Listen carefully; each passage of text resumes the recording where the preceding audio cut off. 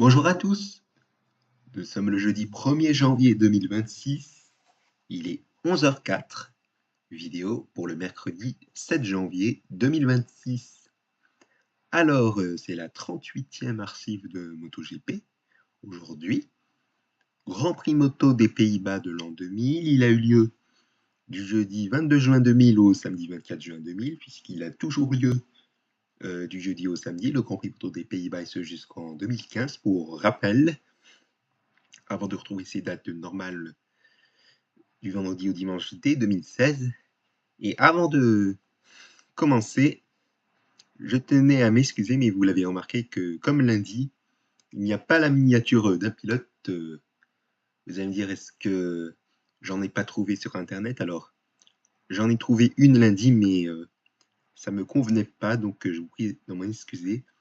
Et d'autant que pour celle de la vidéo de ce mercredi 7 janvier 2026, c'est-à-dire d'aujourd'hui, j'en ai pas trouvé. Alors donc, voilà pour l'information. C'est le 601e Grand Prix moto au championnat. Et on va commencer par la présentation des nouveaux pilotes, en commençant par la catégorie 125.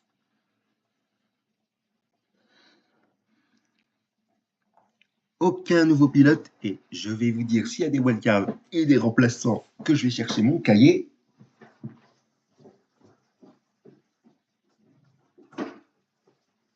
Voilà, je l'ai. Alors, on va l'ouvrir.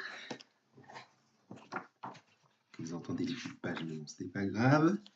Alors, en wildcard, en 125, au Grand Prix moto des Pays-Bas de l'an 2000, nous avons Eric Bataille, Harold de Haan, Willem van Leuven, Ronnie Timmer et Patrick Lakerveld.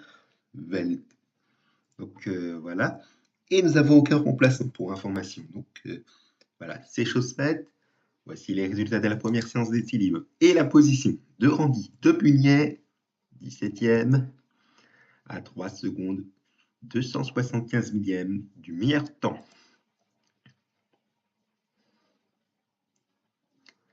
Place maintenant au résultat de la première séance de qualification libre. Malheureusement, Manuel Poggiali n'est pas dans le classement et ce pour pas grand-chose, malheureusement, c'est rien. Et on va se dire, oulala, un écart assez grand entre le premier et le deuxième.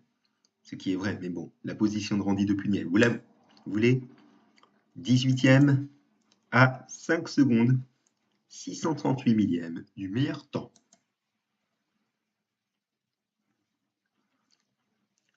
Place à la deuxième séance d'essai libre. Et Randy Depugnet, il est... attendez... 10e à 1 seconde, 358 millièmes du meilleur temps.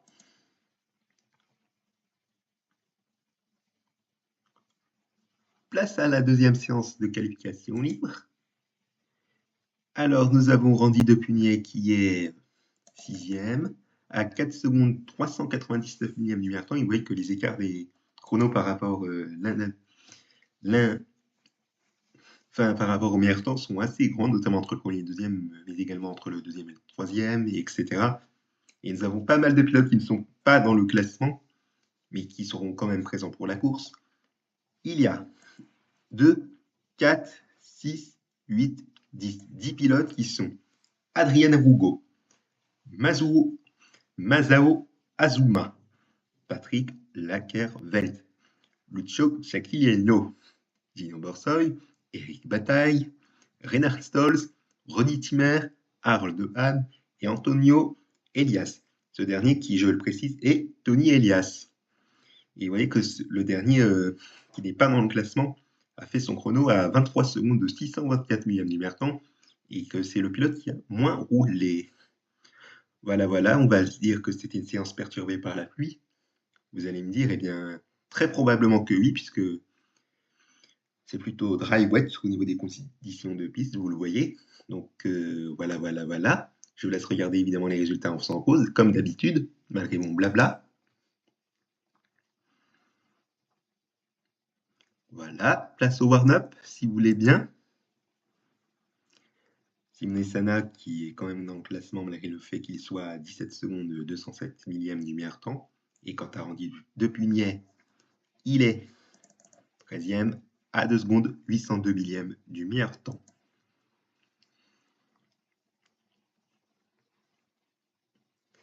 Allez, place à la course.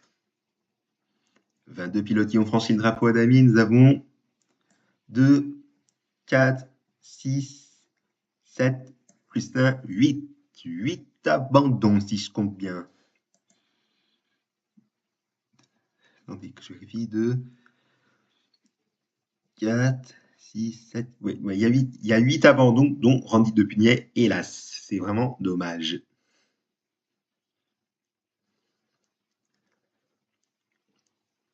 Voilà, après avoir regardé le nom des 8 abandons et des 22 pilotes qui ont franchi le drapeau à damier, voici le détail des abandons, où vous voyez que c'est une chute pour Randy Depugnet.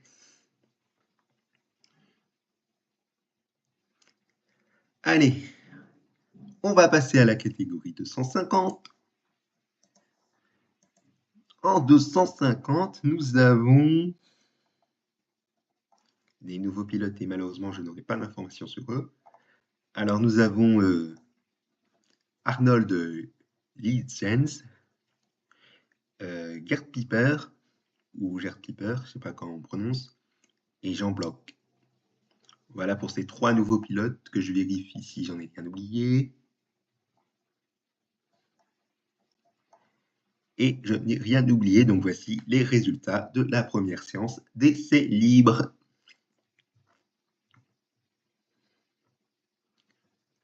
Voilà, résultat de la première séance de qualification libre maintenant.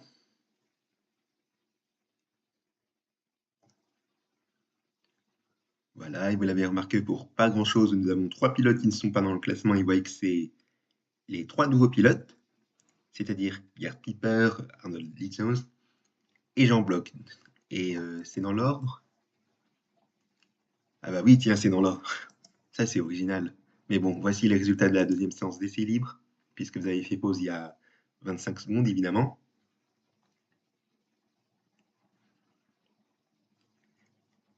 Voilà, et je vous rassure que David Thomas et Jean Bloch seront bien présents pour la suite, même s'ils n'ont pas fait de chrono sur cette deuxième séance d'essai libre. Et une séance peut-être perturbée par la pluie, j'en sais rien, vu l'écart entre le deuxième et le troisième qui est assez grand.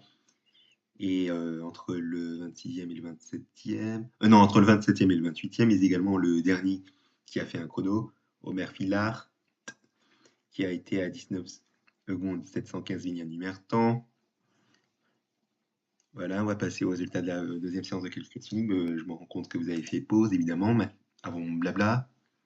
Voici ces résultats. Allez, le warm-up. David Thomas qui a fait un chrono assez énorme, si j'ai envie de dire.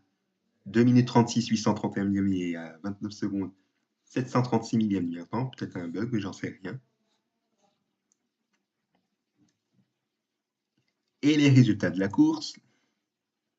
25 pilotes qui ont franchi le drapeau à damier et 2, 4, 6, 7. 7 abandons.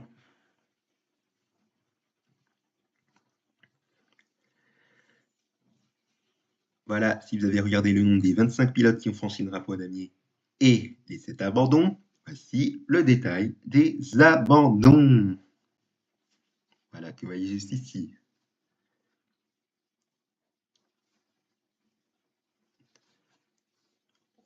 Voilà, et vous avez remarqué que nous avons 3 pilotes qui ont volé les départs, c'est-à-dire partir avant l'extinction des feux rouges, et qui devaient faire en conséquence un passage à la voie des stands pour repartir dans l'immédiat. Dommage, dommage. Donc voilà, je crois que c'est un record depuis qu'on a commencé les archives de MotoGP. Je ne sais pas s'il y avait autant de pilotes dans les archives précédentes, je ne sais plus. Et j'ai encore oublié, comme lundi, dans la vidéo de lundi, de vous dire les wildcards et les remplaçants. Alors en wildcard, il y en a évidemment David Thomas, Robert Fillard, Jean Bloch, Arnold Lietjens et Gerd Piper. Pour les remplaçants, nous avons Julien Allemand qui remplace Mike Maldager une nouvelle fois, Sébastien Gébert qui remplace Roberto Rolfo, ou ce dernier, il remplace Alex Hoffman. Voilà, donc on va passer à la catégorie 500. Je vous rassure que pour la semaine prochaine, je vais bien dire évidemment les wildcards et les remplaçants avant de passer au résultat de la première séance d'essai libre en 250. Donc voilà. Alors en 500, un seul nouveau pilote, Phil Gill. Je sais pas si je prononce bien, mais bon, c'était pas grave.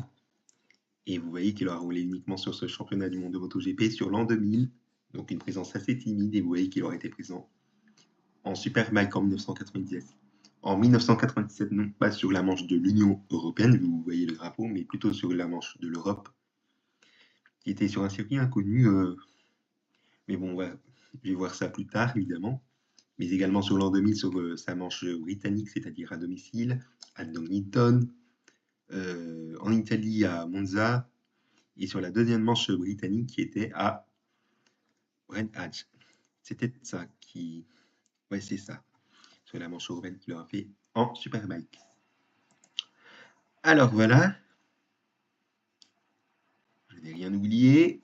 Et on va passer au résultat de la première séance d'essai libre et la position de Valentino Rossi, qui est 12e, à 1 seconde 813 millième du meilleur temps.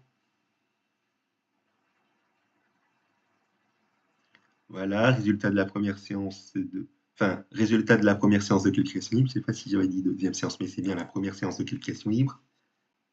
Voilà, et Valentino Rossi 12e, à 2 secondes 357 millième du meilleur temps. Et deux pilotes qui ne sont pas dans le classement, Yoshiteru Konishi et Phil Gill.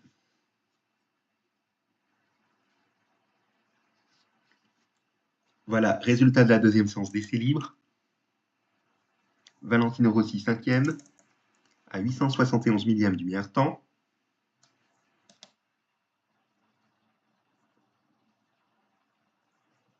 La deuxième séance de qualification libre. Et Valentino Rossi est 6e, à 1 seconde 143 millième du meilleur temps.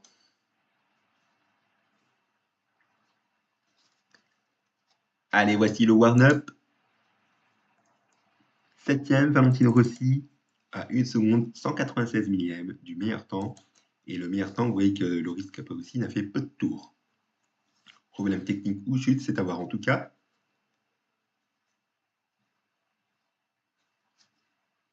Et on va passer au résultat de la course, évidemment. Valentino Rossi qui est 4e sur la première partie de la course, à 1 seconde 153 du leader, puisque la course a été interrompue 3 tours après le départ en raison des conditions météo, puisqu'il avait plu. Et la course avait reparti pour les 17 tours suivants, en tenant en compte le classement de la première partie et en additionnant ceux de la deuxième partie. Donc, vous l'aurez compris, c'est les résultats finaux qu'on additionnait entre les deux parties, sur les deux parties. Donc, voilà. Et vous l'auriez compris que je ne vais pas vous montrer le détail des abandons, comme c'était le cas au Grand Prix Moto d'Espagne. Et il faut noter que si Kenny Roberts et Jeremy McWilliams, Kenny Roberts Jr. que je le précise, qui ont chuté dans le premier tour, ne seront pas présents pour la deuxième partie de la course lors de la reprise. Donc voilà, lors de la deuxième partie de la course, nous avons 15 pilotes qui ont franchi le drapeau damier et 3 nouvelles chutes, soit 5 abandons, en comptant ceux de la première partie avant le drapeau rouge. Et quant à Valentino Rossi, il finit 6e à 11 secondes 768 millième, enfin 11 secondes 768 millième du vainqueur.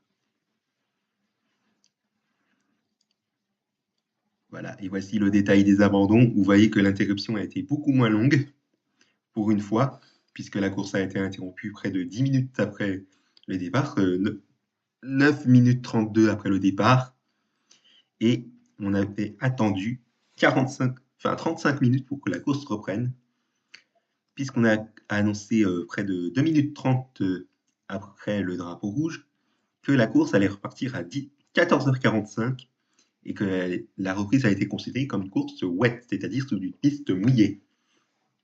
Donc voilà, nouveau tour de chauffe à 14h43 et nouveau départ à 14h46. Et donc, deux nouvelles chutes et de nouveaux abandons. Et je ne sais pas pourquoi il n'y a pas Phil Gill, mais bon, c'est pas grave. S'il avait chuté dans le dernier tour, fallait le mettre quand même, si c'était une chute ou un problème technique en tout cas. Mais bon, je vous laisse regarder le détail des abandons en faisant pause, malgré mon blabla.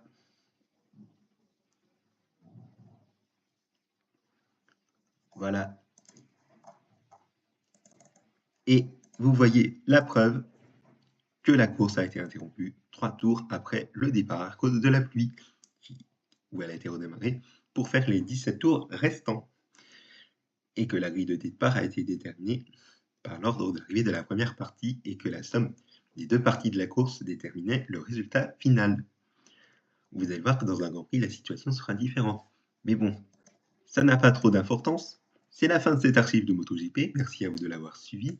Je vous dis à bientôt, c'est-à-dire à lundi, pour le Grand Prix Moto de Grande-Bretagne de l'an 2000, qu'il ne faudra pas manquer. Excellente journée à tous sur ma chaîne YouTube. Merci pour votre attention et au revoir.